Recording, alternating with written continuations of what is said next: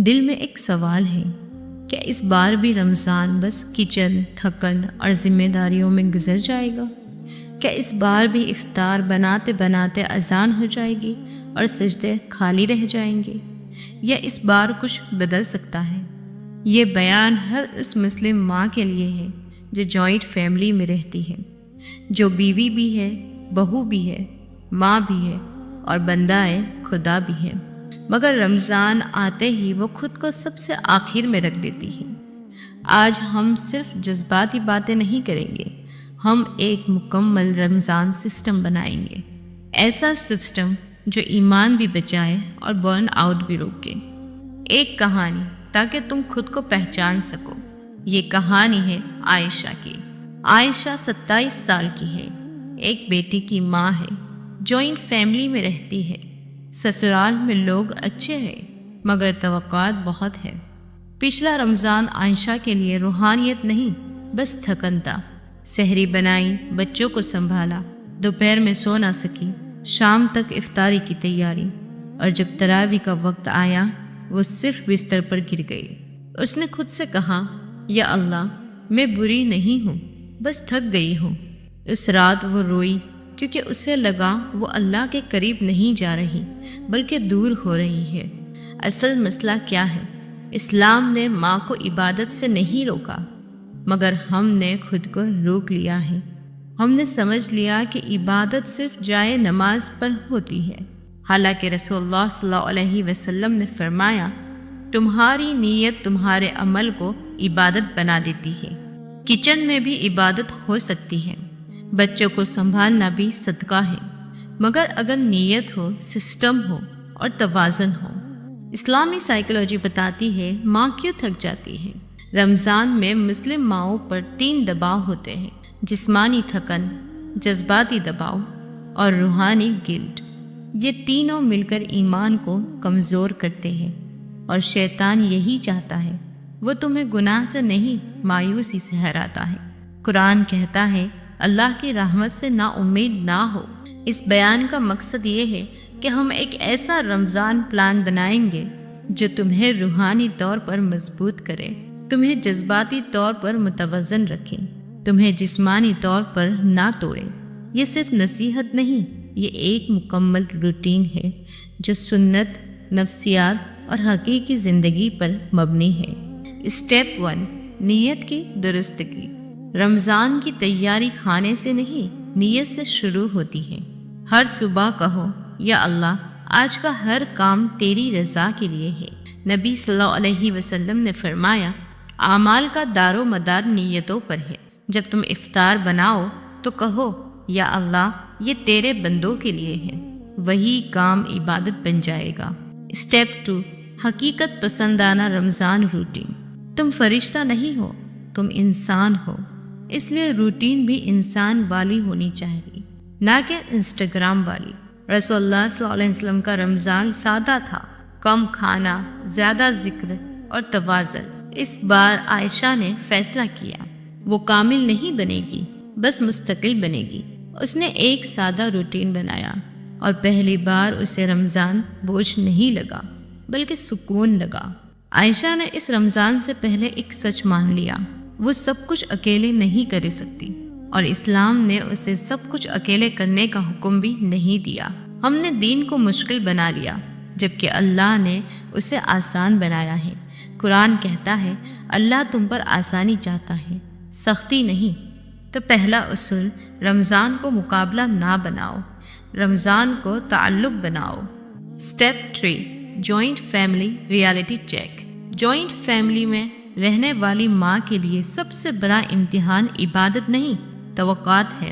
ہر کسی کی پسند کا کھانا، ہر کسی کی ٹائمنگ، ہر کسی کی رائے، اور تم درمیان میں۔ مگر یاد رکھو، تمہاری عبادت صرف کچن نہیں ہے۔ رسول اللہ صلی اللہ علیہ وسلم نے فرمایا، تمہارے جسم کا بھی تم پر حق ہے۔ اگر تم خود کو مکمل ختم کر دو گی تو عبادت کیسے کرو گی؟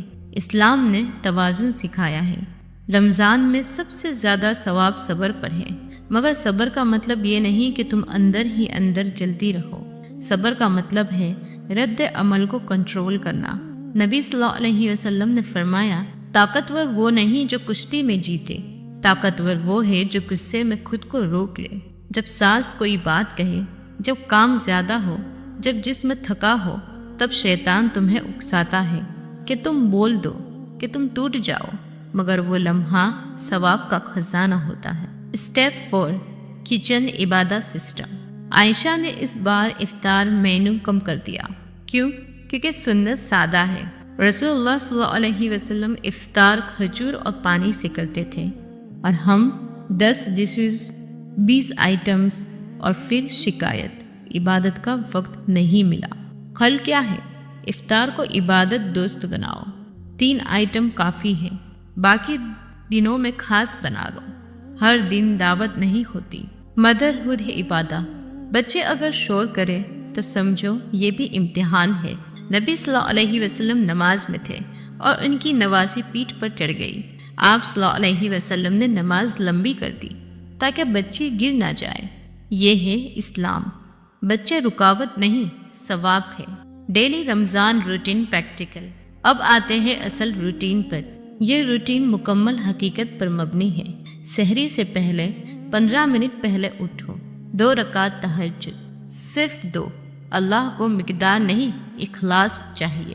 سحری کے بعد فجر کے بعد 10 منٹ ذکر، 100 مرتبہ استغفار، 100 مرتبہ درود، یہ تمہیں پورا دل سنبھالیں گے۔ دوپہر بچے سوئے تو تم بھی سو جاؤ، یہ سستی نہیں، یہ سنت ہے۔ نبی صلی اللہ علیہ وسلم قیل اللہ کرتے تھے۔ شام افطار کی تیاری 1 گھنٹہ پہلے شروع کرو، آخر 20 منٹ صرف دعا، یہ قبولیت کا وقت ہے۔ مسلم ماؤں کا سب سے بڑا مسئلہ گلٹ، میں نے کم عبادت کی۔ یاد رکھو، اللہ تمہاری نیت دیکھتا ہے، تمہاری تھکن دیکھتا ہے، تمہاری کوشش دیکھتا ہے۔ Self care without guilt. اپنے لیے 20 منٹ رکھو، قرآن سنو، چائے پیو، خاموش بیٹھو۔ یہ خود غرضی نہیں، یہ روح کی مرمت ہے۔ رمضان کے 10 دن بعد عائشہ نے محسوس کیا وہ پہلے سے پرسکون ہے، وہ پہلے سے قریب ہے اللہ کے، کیونکہ اس نے کمان نہیں استقامت چنی۔ نبی صلی اللہ علیہ وسلم نے فرمایا، اللہ کو وہ عمل زیادہ پسند ہے جو مستقل ہو، چاہے کم ہو۔ تو تم 8 گھنٹے عبادت نہ کرو، مگر روز 20 منٹ کرو۔ اگر تم بغیر پلان کے رمضان میں داخل ہو تو شیطان تمہیں تھکا دے گا اور تم سوچو گے کہ تم کمزور ہو، حالانکہ تم صرف غیر منظوم ہو۔ اے مسلمہ، اللہ تمہاری خاموش قربانیاں کو دیکھ رہا ہے۔ ہر روٹی جو تم نے بنائی، ہر آنسو جو تم نے چھپایا، وہ ضائع نہیں جائے گا، مگر اس بار اپنا ایمان بچا کر رکھو، کیونکہ گھر کو تم سنبھالتی ہو، اور اگر تم ٹوٹ گئی تو گھر بھی ٹوٹے گا۔ رمضان صرف روزے کا نام نہیں، یہ روح کی مرمت کا موسم ہے، اور ایک مسلم ماں کے لیے یہ سب سے بڑا امتحان بھی ہے، کیونکہ وہ صرف اپنی نہیں، پورے گھر کی روحانیت سنبھالتی ہے۔ عائشہ نے اس بار ایک اور قدم اٹھایا۔ اس نے سسرال والوں سے نرم انداز میں بات کی، جھگڑا نہیں، شکایت نہیں، صرف سچ۔ اس نے کہا، میں چاہتی ہوں اس رمضان میں عبادت بھی بہتر ہو، تو ہم افطار سادہ رکھیں۔ لوگوں نے حیرت سے دیکھا، مگر مان گئے، کیونکہ لہجہ نرم تھا۔ قرآن کہتا ہے، نرمی اختیار کرو، بے شک اللہ نرمی کو پسند کرتا ہے۔ اکثر مسئلہ حالات نہیں ہوتے، لہجہ ہوتا ہے۔ بچوں کی تربیت رمضان میں، اگر بچے چھوٹے ہیں تو انہیں عبادت سے جوڑو، دور نہ کرو، ان سے چھوٹے کام کرواؤ۔ کھجور رکھوانا، دعا سننا، یہ بھی ثواب ہے۔ رسول اللہ صلی اللہ علیہ وسلم بچوں کو عبادت کے ماحول میں رکھتے تھے۔ برن آؤٹ پریونشن، اسلامی طریقہ۔ تھکن ایمان کو نہیں کم کرتی، مایوسی کو کم کرتی ہے۔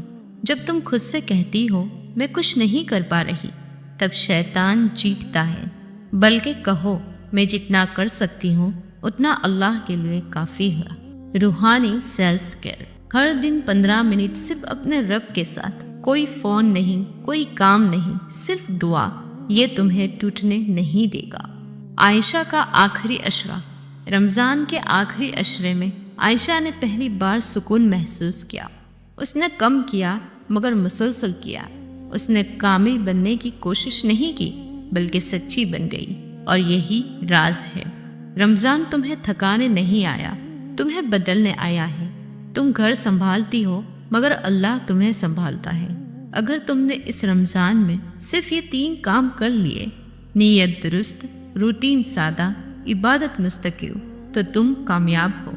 کوئی تمہاری محنت کو نہیں دیکھتا مگر اللہ دیکھتا ہے۔ ہر آنسو، ہر تھکن، ہر خاموش دعا، وہ سب محفوظ ہے۔ اے مسلم ماں، تم کمزور نہیں ہو، تم تھکی ہوئی ہو، اور اللہ تھکے ہوئے بندوں سے محبت کرتا ہے جو اس کی طرف پلٹ آئے۔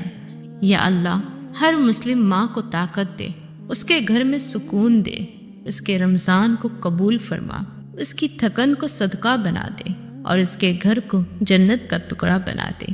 آمین یا رب العالمین۔